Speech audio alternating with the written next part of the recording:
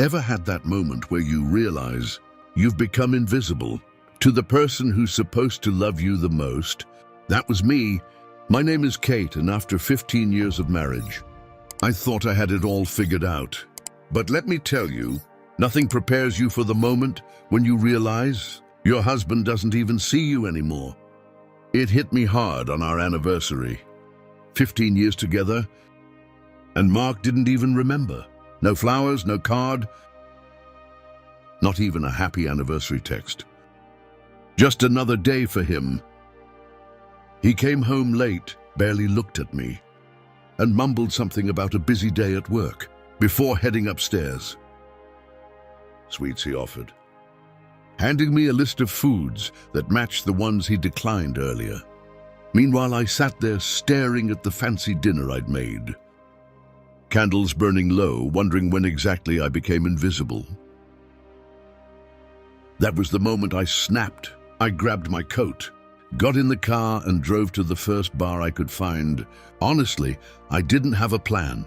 I just needed to get out of the house, away from the suffocating silence. The bar was cozy, dimly lit, and exactly what I needed. I ordered a drink and barely had time to take a sip before a man slid onto the stool next to me. "Rough night?" he asked, his voice warm and smooth. I glanced over. He was tall, handsome, with dark hair and piercing blue eyes. The kind of guy who makes you feel like you're the only person in the room. You could say that I replied, trying to sound casual, "I'm Ethan," he said, holding out his hand. "Kate." We started talking, and before I knew it, hours had passed. He was charming and attentive in a way that felt foreign to me. Mark hadn't looked at me like that in years. For the first time in a long time, I felt seen. Then the conversation shifted. The air between us grew heavier, more charged. He reached out, brushing a strand of hair from my face. "You deserve to be noticed," he said softly, "to be appreciated." Something inside me broke free. Maybe it was the wine, or maybe it was the loneliness I'd been carrying for too long.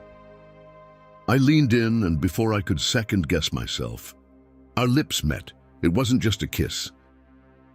It was passion, longing, and freedom all rolled into one. We left the bar together, and that night I felt more alive than I had in years.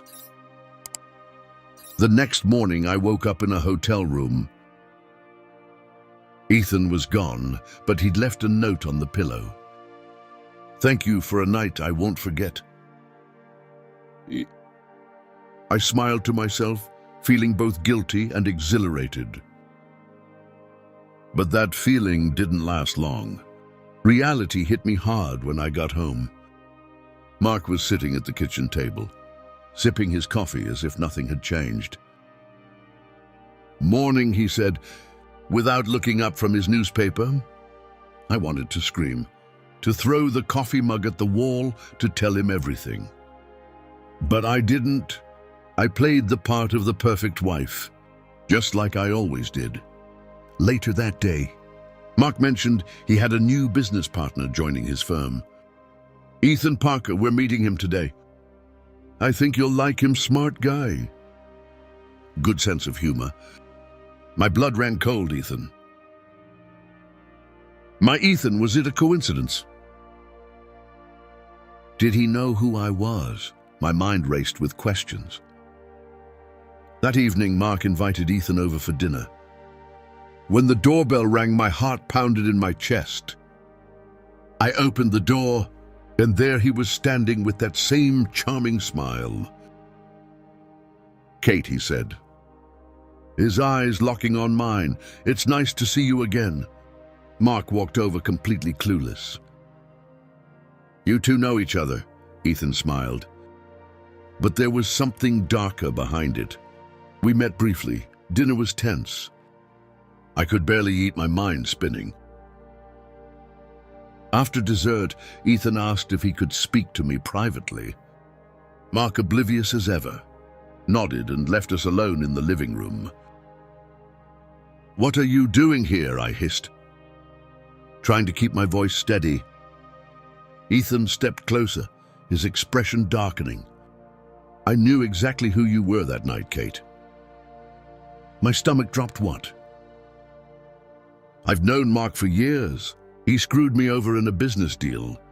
Cost me everything, so I figured why not take something from him. Something he values." I stared at him, stunned. "You used me." His expression softened just a bit. "It started that way. But then I got to know you and I realized you're not just Mark's wife. You're incredible." Tears stung my eyes. "I can't believe this." "I'm sorry," he said. And for a moment I thought he meant it. "But you deserve better than him. You deserve to be loved." For days, I couldn't shake what had happened. I avoided Ethan and tried to act normal around Mark. But things weren't normal. They couldn't be. One night, Ethan showed up at my door again. "I can't stop thinking about you," he said, stepping closer.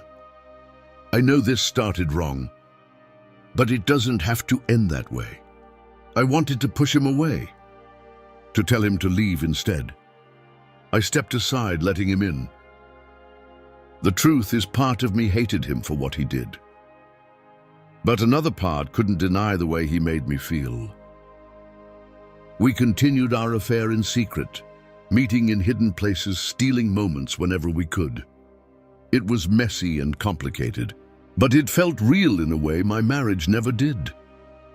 Then one night, everything came crashing down. Mark found out I came home to find him sitting in the dark, holding a photo of me and Ethan. "How long?" he asked, his voice hollow. I didn't lie. "A few months." He laughed bitterly. I guess I had it coming. There was no screaming, no dramatic confrontation, just silence, and in that silence, I realized our marriage had been over, long before Ethan came into my life. In the end, Mark and I divorced. He kept the house and I started over. As for Ethan, we tried to make it work. But the truth is, our relationship was built on lies and revenge. It couldn't last. Looking back, I don't regret what happened. It taught me something important. Sometimes you have to lose yourself to find out who you really are. If this story made you feel something, if you've ever felt invisible in your own life, hit that like button and subscribe. There's more to life than what we show the world. And trust me, the twists are always around the corner.